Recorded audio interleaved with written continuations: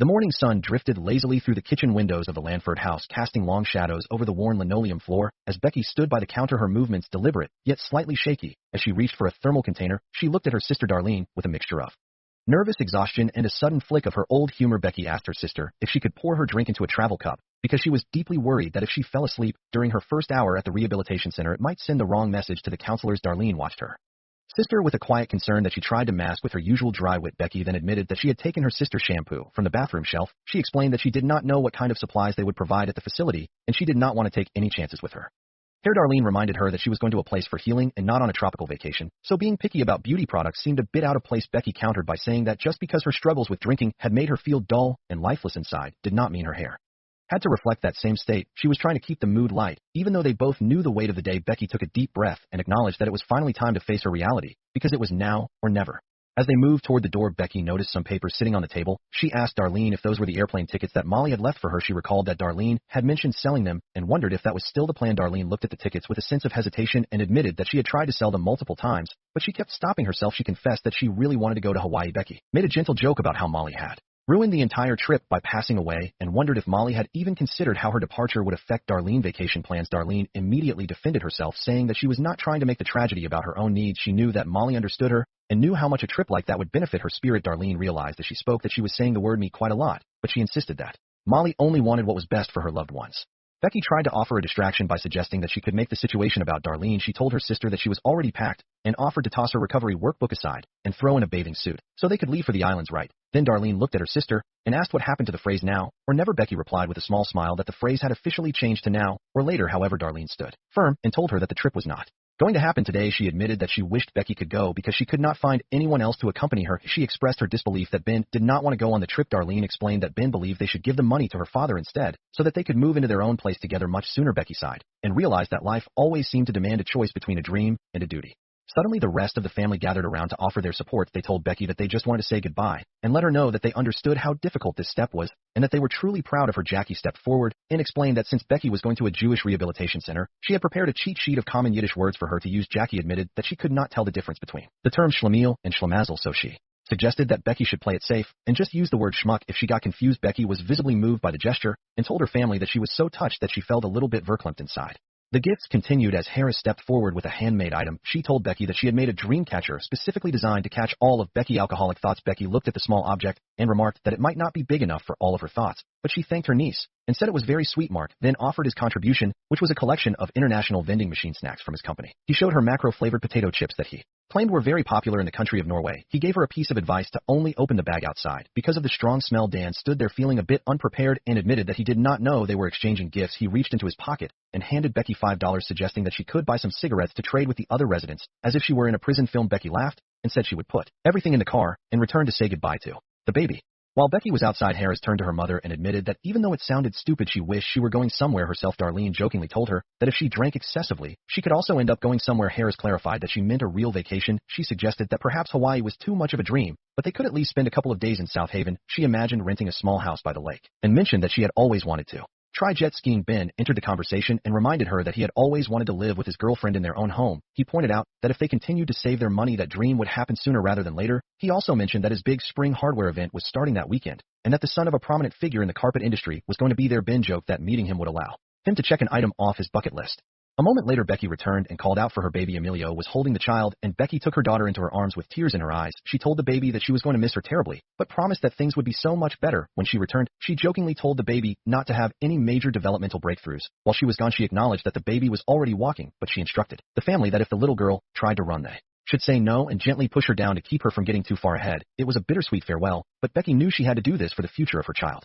In a different part of the house, Dan found an unexpected guest. He shouted for the person not to take another step because he claimed to have a weapon. A woman voice replied that he did not have a gun and asked what he was doing there. It was his mother-in-law, Beverly, who was sitting in the dark. Dan asked if she was sleeping there, and she replied that she preferred to think of it as communing with nature, but admitted that she was indeed sleeping. In the house, she turned off her white noise machine and looked at him. Dan was confused and asked why she was not in the state of Florida. Beverly explained that she had only agreed to move there because their friends lived there and her husband wanted to play golf all year long. She confessed that after he passed away, she realized those people were his friends, and she actually hated them. She told Dan that she was moving back because this was where her friends were. Dan remarked that her statement did not sound correct, and she pointed out that he was there, and she hoped they could be friends. Dan sighed and suggested that since the mother and son relationship had not worked out, they might as well try being friends. Beverly then asked what was happening with Dan life. She said she thought he had sold his magazine and was living in a fancy house with Darlene. Dan had to admit that things were a little different than the stories he had told her. He explained that he had gone into business with a large corporation and they had eventually pushed him out of his own company. He confessed that the fancy house was actually just Darlene's childhood bedroom. He told Beverly that he had only told her those lies because he thought she would be living far away in Florida, so in a way it was her fault for coming back. He warned her not to tell Darlene that she was moving into what he called his hobo camp. Dan explained that he did not want to rent an apartment unless Darlene could move in with him, but right now she had to help her father with the mortgage. Beverly was surprised to hear that Darlene had been helping for more than 1 year, and Dan admitted that he wanted to give her a chance to figure things out because he missed her deeply.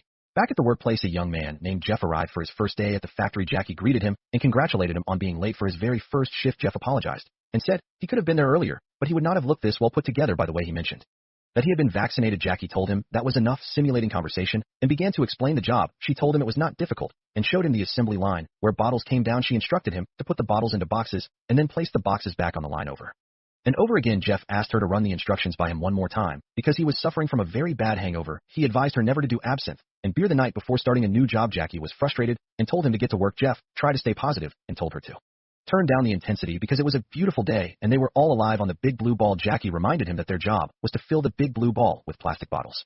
Jeff explained that he had been celebrating a surfing buddy of his moving to the country of Australia. Jackie was skeptical that he had a surfing buddy in their landlocked town, but Jeff told her to check the maps. He said they had been heading toward the state of California when their van broke down in their current town, so they decided to windsurf Lake Michigan. Instead, he told her that his friend had inherited money from a grandmother and decided to move to a beach in the city of Sydney, and Jeff planned to join him there eventually. Jackie told him that while everyone would love to run off to a beach, some people had to make responsible choices. She warned him that if he did not get it together, he would be looking for a new job. Jeff smiled and told her that she had so much pressure she might turn into a diamond, which was a fact he had learned from comic books. Jackie realized she had her work out for her with this new employee.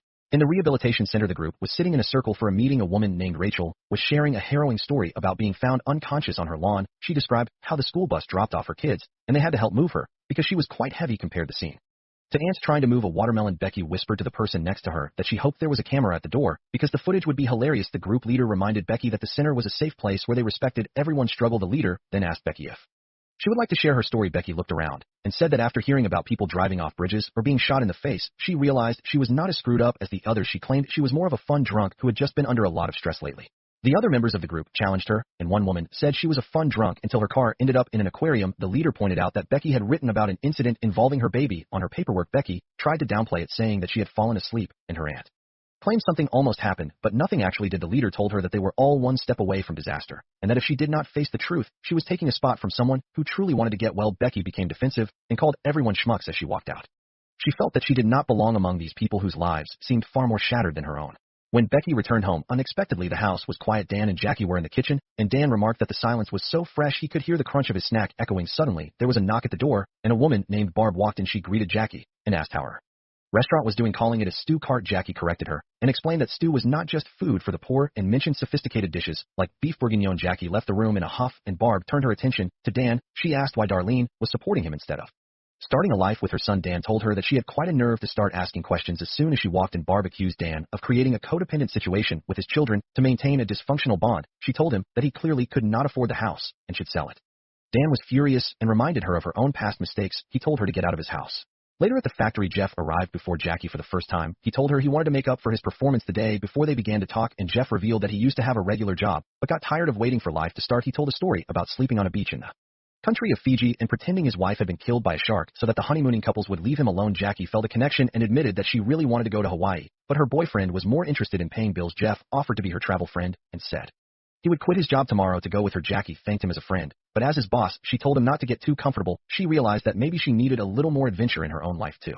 Back at the family home, Dan was looking at a computer screen. Jackie joined him and asked if he was serious about selling the house. Dan admitted that if he sold it, he could help Darlene and Ben live together and help Becky start a fresh life after rehab. Becky suddenly walked into the room and announced that she was back because she was fixed. She showed them that she was drinking orange juice without any additives. Jackie and Dan were worried and told her she needed to go back to the center. Becky resisted, saying she would just go to meetings because she did not want to share her secrets with strangers. Dan stood up and spoke to her with great intensity. He told her that if she did not go back, she was not just ruining her life, but also the life of her daughter. He shared the pain of growing up with a father who struggled and how he used to worry every night. He asked Becky if she really wanted to put her daughter through that same pain. Becky admitted she was afraid she could not do what they asked. Dan told her she was as tough as he was and that she had to get it done. He offered to drive her back, and they left together.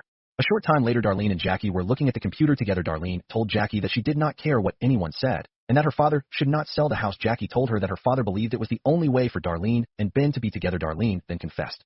A secret of her own, she admitted that she was not in a rush to move in with Ben, because she was not sure they wanted the same things anymore. She worried that Ben was not supporting her in the way she needed. Jackie listened and told her that even if they broke up, she would be there for her. She realized that family was the most important thing they had. At the final meeting of the day, Becky sat in her chair and apologized for her behavior earlier. She acknowledged that recovery was hard for everyone. She looked around the room and realized that these people were her community. Now she realized that having fun without drinking was possible, and that she was finally in the right place to begin her new life. The journey would be long and difficult, but she was ready to take the first step toward a brighter and healthier future for herself and her daughter. They all sat together in a circle, sharing their stories and their strength, knowing that as long as they had each other, they would never have to face their battles alone. It was a new beginning for everyone in Lanford, and the air felt a little lighter as the sun set over the town square.